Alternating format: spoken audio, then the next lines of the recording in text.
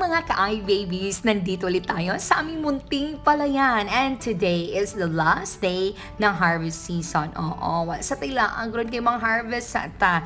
Ito na rin ang pinakahuli sa lahat dito sa lugar namin. So kami ang pinakaulahin na ng harvest, no? And very exciting kasi this time, modern technology ulit ang gagamitin namin. Naipakita ko na ito last time sa vlog ko, last harvest. So ngayon, sama-sama tayo sa kwento ng ani natin. Let's go!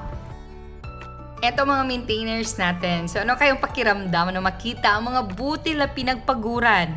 Kahit hindi gano'ng kalaki ang inabot ng ani natin, may kagalakan pa rin sa bawat hakbang.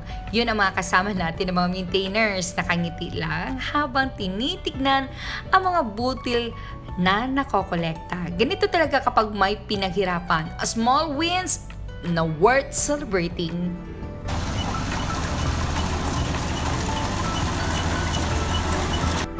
Tingnan yung mga ka-eye babies, grabe yung makina, ang bilis.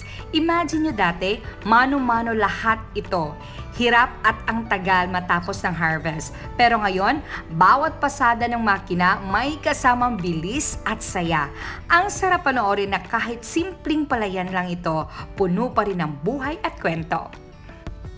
Para sa iba, baka hindi ganun ka-impact yung ani na ganito kaliit. Pero sa amin, bawat butil ay mahalaga. Kasi alam namin, bawat isa ay pinagpaguran. Kaya kahit kami na ang huling nag-ani dito, kami na talaga, kami na ang ulahi, kami Jud ang ulahi. But sobrang fulfilled pa rin dahil nakita namin ang pinagpaguran namin. And kitang-kita, they're all happy ang atong mga maintainers.